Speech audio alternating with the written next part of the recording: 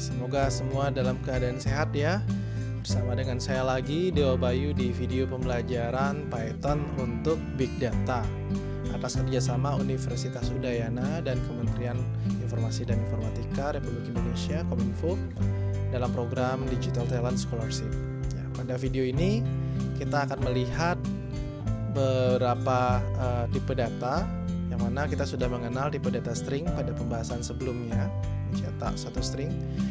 Di bagian video ini kita akan melihat tipe data yang berbeda, yaitu angka ya, atau bilangan integer ataupun bilangan pecahan float gitu ya.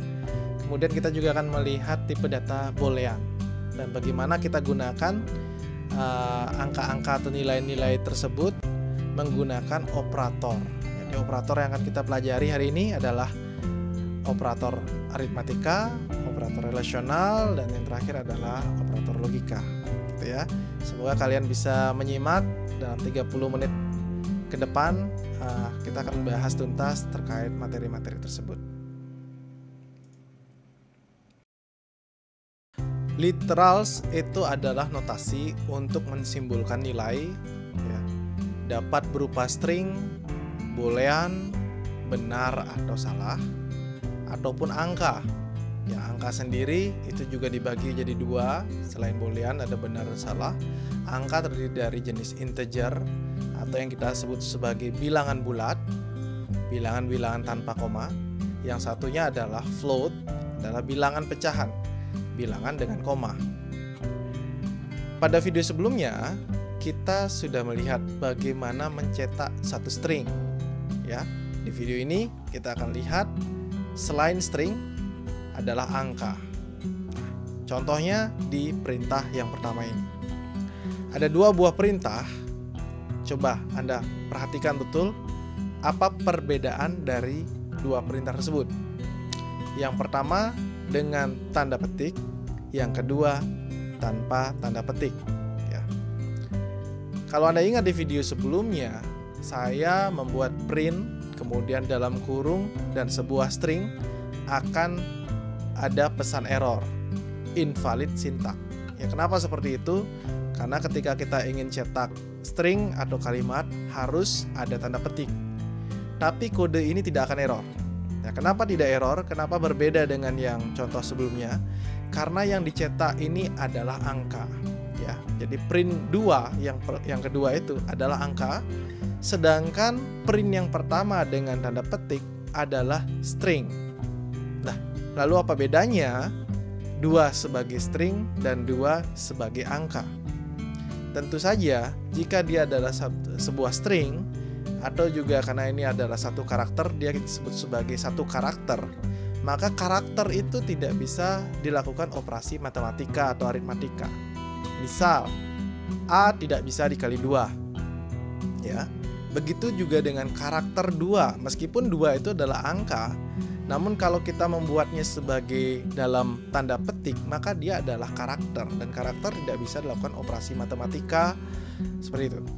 Jadi di atas adalah string 2 dan di bawah adalah angka 2. Ya, kita coba jalankan, sama-sama akan terlihat angka 2 ya. Namun coba kita kalikan dia dengan 2. Perkalian ini adalah salah satu contoh dari operator aritmatika ya, yang sudah kita pasti kenal. Kita lihat perbedaannya sekarang. Nah, pada baris pertama karakter 2 dikali 2 akan menjadi 22. Kenapa 22? Karena karakter 2 diulangi 2 kali. Seperti itu artinya. Ya, perkalian 2 terhadap satu karakter itu akan mengulangi karakter tersebut sebanyak ya berapa kali dia angka tersebut diberikan. Sedangkan pada baris kedua, 2 kali 2, ya ini adalah operasi aritmatika, maka tentu saja outputnya adalah 4. Nah, kalau kita lihat, kita ingin buktikan tipenya, nah itu dijelaskan di kode berikutnya. Tinggal Anda menulis dalam kurung di dalam print itu ada type-nya, kemudian dalam kurung Anda lihat yang pertama itu outputnya adalah str. Str itu artinya string, ya, itu adalah satu kalimat kumpulan karakter. Dan yang kedua, type 2 itu adalah int atau singkatan dari integer yang merupakan bilangan bulat, bilangan tanpa koma. Ya. Oke, kita lanjut lagi. pada kasus ini, nah seperti yang saya jelaskan di video sebelumnya juga ya, di dalam fungsi print untuk mencetak itu kita bisa gabung beberapa string. Begitu juga dengan menggabungkan angka dan string. Bagaimana caranya? Dengan memberikan tanda koma sebagai penghubungnya. Misalnya seperti di kode ini ada 5, koma, mempunyai tipe dalam tanda petik tentu saja koma dan type dalam kurung 5. Nah, apa artinya? Dia akan mencetak angka 5 mempunyai type dan tipe dari 5-nya apa, begitu juga di bawahnya. Nah, apa perbedaan sekarang angka 5 dan 5.0? Tentu saja adalah tipenya. Yang di atas itu tanpa koma, artinya dia adalah bilangan bulat, integer, dan yang dengan koma adalah bilangan pecahan atau tadi saya jelaskan disebut sebagai float. Ya, seperti itu ya. Jadi seperti ini outputnya. Nah, bagaimana cara penulisan dari bilangan pecahan atau float ini dan integer juga? Kalau bilangan integer di Python 3 itu kita bisa pisahkan ya digit integernya dengan underscore. Nah, itu baru ya fitur ini. Kemudian kalau float, bilangan pecahan, nah ini adalah koma, seperti yang sudah dijelaskan, itu dibuat dengan titik, bukan dengan koma gitu. Misalnya 4.0. Kemudian bisa juga tulis sebagai titik 4, itu artinya 0,4, atau titik 2, 0,2. Atau dibalik 4 titik saja tanpa ada lanjutannya, itu artinya 4,0, seperti itu. Kemudian kita juga bisa membuat bilangan kali 10 pangkat 8, ini contohnya ya. 3E08 itu artinya 3 kali 10 pangkat 8 ya. Atau dibalik 3E-08 itu artinya 3 kali 10 pangkat min 8 ya gitu. Kalau kita langsung coba ya ini dia. Nah, misalnya print 3E-8 ya udah. Ini artinya 3E-08 atau ada 8 gitu ya. Ada 8 0 di belakang angka 3 atau ini seperti ini. Ini ada 1 2 3 4 5 6 7 8 ya 9 ya. Makanya di sini ada 3E-09 atau 3 kali 10 pangkat min 9. Ya, seperti itu cara penulisan integer dan float. Nah, kalau kita lihat contoh ini, dia akan mencetak I'm Monty Python. Kemudian di sini mencetak Jumat. Di sini mencetak ya. Saya berpendapat Python itu mudah, kata Monty. Gitu ya. Oke, print 1,5 dan print 1000. Kita coba. Ya, seperti ini ya. Nah, perhatikan, loh ini ada tanda petik, petik double petik.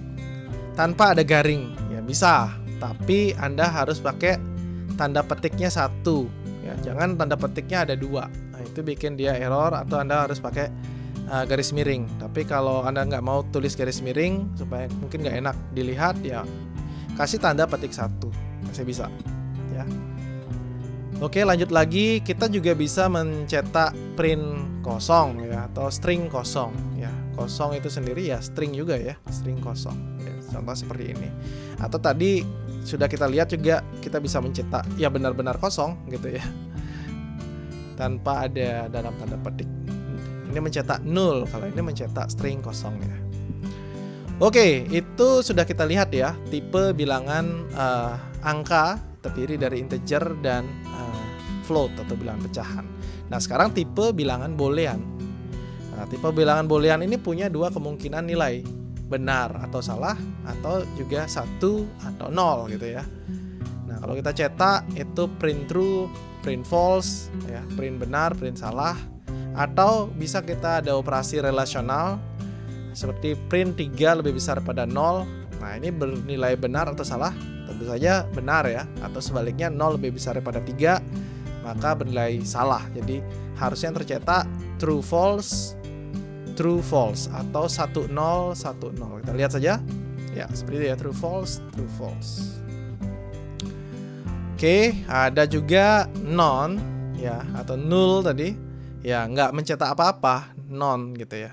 Dan kalau non ini nggak boleh dilakukan operasi matematika karena dia bukan string, bukan apapun gitu ya. Ya kosong udah gitu aja. Nah makanya ada non-type, dia nggak punya tipenya, jadi nggak bisa dikalikan. Dia bukan string, dia bukan bilangan gitu, jadi nggak boleh dilakukan operasi apapun ya. Nah seperti biasa, coba di komentar Anda pikirkan gitu ya, coba buat output seperti ini dalam satu line. Nah jadi ada I'm learning Python, tapi mesti dibuat dalam satu baris. Ingat, perhatikan di sini ada petiknya juga. Nah, Anda buat kira-kira seperti itu ya. Bagaimana Anda membuatnya? Tapi ingat harus satu baris, tidak tiga baris. Jadi ada satu fungsi print di sana yang digunakan. Oke, ya. Kalau ada pertanyaan, rekan-rekan semua sampai di sini silahkan Anda tuliskan di dalam komentar. Mungkin sekalian Anda berdiskusi tentang kira-kira apa sih perintah untuk melakukan itu. Contohnya mencetak seperti ini dalam satu baris atau menggunakan satu fungsi print aja. Oke, kalau nggak ada, saya akan lanjutkan ke topik berikutnya tentang operator ya. Kita sudah tahu tipe data.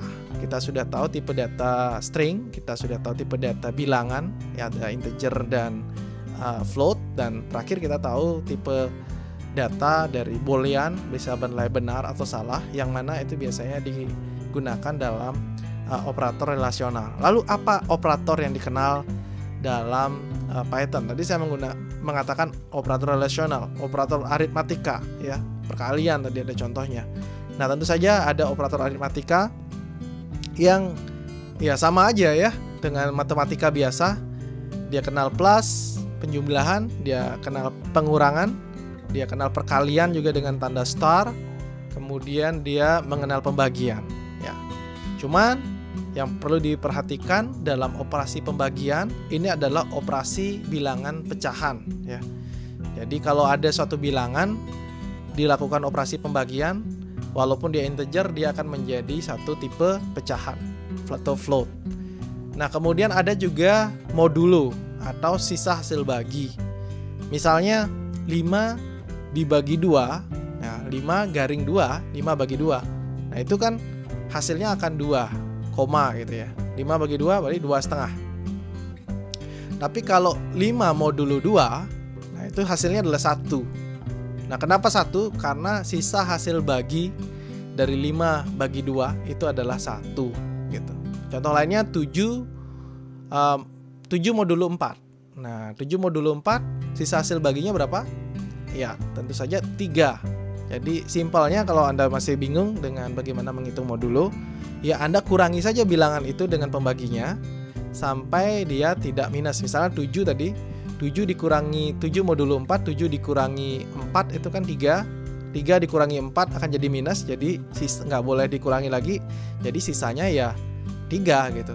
Tadi ada 10 ya, coba 10 modulo 2.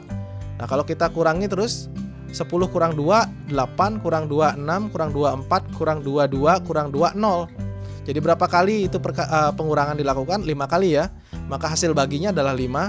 Sisanya berapa? Sisanya 0. Berarti hasil modulonya adalah 0, nggak ada sisa gitu ya. Seandainya 11 modulo 2, maka hasil baginya 5, sisanya 1 gitu. Ya, seperti itu kira-kira ya. Nah, ini kalau ada slash-nya 2 kali, maka sama pembagian ya, tapi dilakukan pembulatan ke bawah gitu. Misalnya hasil baginya itu 7,2, maka dia akan jadinya 7. Atau dengan kata lain, kalau pembagian slash 1 itu menjadikan hasilnya adalah bilangan pecahan, bilangan float. Tapi kalau slash 2 itu karena ada pembulatan, maka hasilnya dalam bentuk bilangan bulat atau integer. Nah, satu lagi adalah eksponen atau pangkat ya. Pangkat disimbolkan dengan star 2 kali atau bintang-bintang. Kalau tadi bintang 1 adalah perkalian, bintang-bintang adalah perpangkatan. Ya, simpel aja cara nulisnya, X bintang-bintang Y artinya X pangkat Y, seperti itu ya. Nah, kita langsung aja contoh ya, seperti ini. Bintang-bintang berarti pangkat, berarti 2 pangkat 3 ya 8 ya. 2 pangkat 3,0 maka 8,0. Anda perhatikan sama juga di bawahnya 2,0 dipangkatkan dengan 3, 8,0. 2,0 dipangkatkan dengan 3,0 adalah 8,0. Jadi kalau ada salah satunya adalah tipe float, maka dia akan menjadi otomatis float. Gitu ya. Kalau ada salah satu dia float, dia akan menjadi otomatis float. Hanya satu yang tidak float di sini atau integer yang pertama. Kenapa? Karena keduanya adalah bilangan bulat. Oke, sekarang kita lihat pembagiannya. Nah, seperti yang saya jelaskan, operator pembagian ini akan menjadikan hasilnya adalah bilangan pecahan float, apapun tipe pembaginya. Nah, misal kayak gini kan, 6 bagi 3 itu padahal bilangan bulat tapi akan menjadi pecahan. Apalagi pembaginya adalah pecahan atau yang dibagi ya, operannya adalah pecahan. Nah, pasti akan menjadi tetap pecahan ya. Nah, beda dengan pembagian dengan pembulatan ke bawah dengan simbol /2 kali ini, dia akan menjadikan ya 6 dibagi 3 dia akan jadi 2. 6 dibagi dengan 3 koma itu akan menjadi bilangan pecahan karena pembaginya adalah pecahan. Atau coba kita buat atau kita ganti saja ya, 7 dibagi 3. Nah, ini operannya bilangan bulat, tapi kita lihat hasilnya. Harusnya kan hasilnya adalah kalau pembagian bilangan koma ya, 7 bagi 3. Tapi kalau kita lihat hasilnya ya bilangan integer, bilangan bulat karena dilakukan pembulatan. Misalnya 17 dibagi 3, kita ulangi lagi, 5. Jadi kayak gitu ya. Kalau operannya dia float, maka tetap dia bilangan float. Tapi kalau dia operannya bilangan bulat, pembagian ini akan menghasilkan bilangan bulat karena ada pembulatan. Oke, kalau ya sama lah ini ya, untuk negatif ya kan hasilnya tetap negatif. Kalau dia bilang, ingat bilangan bulat atau integer itu bilangan dengan koma. Dia tidak peduli apakah minus ataupun positif gitu ya. Nah, ini 14 modulo 4 berapa? Ya, tentu saja hasil baginya 3, sisanya 2 ya, betul ya.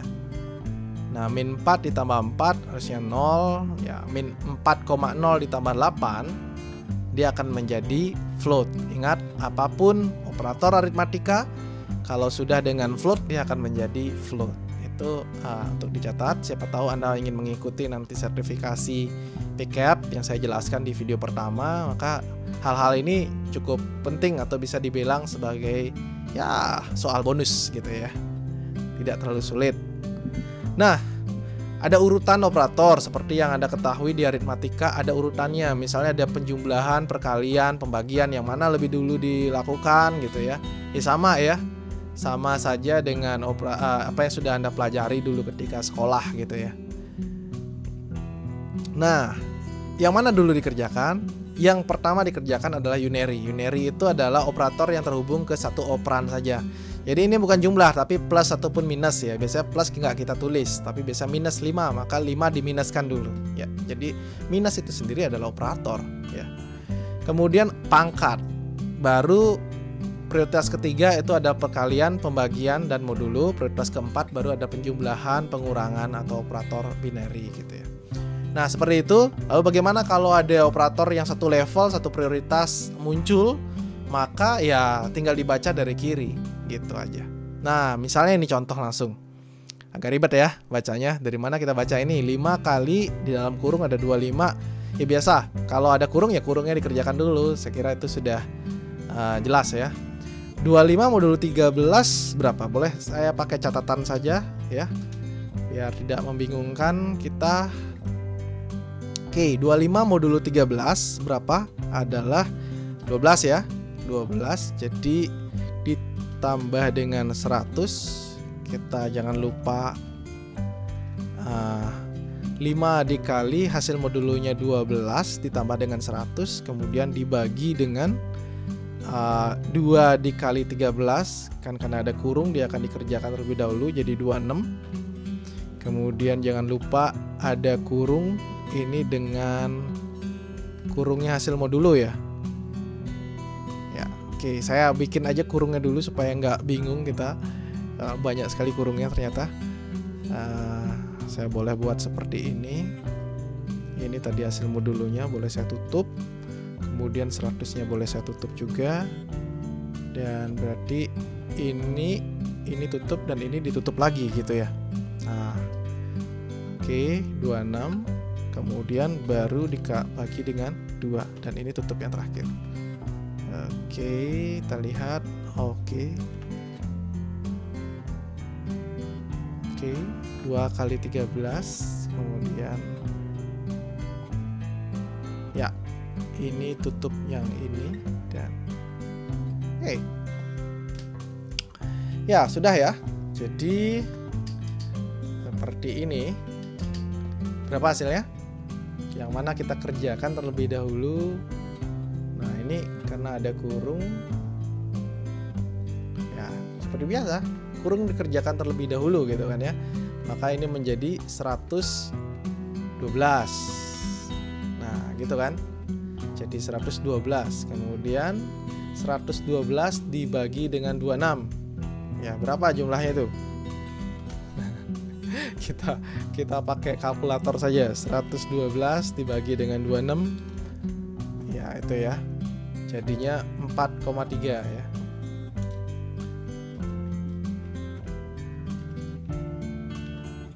Baru dibagi dengan 2. Nah. Oke.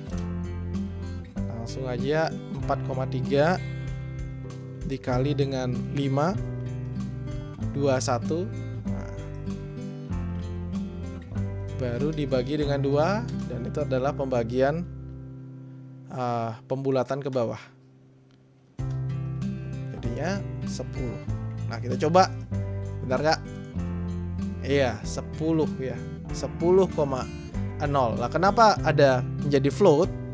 Karena salah satu operannya ini adalah bilangan pecahan 21,5 garing-garing 2 ya.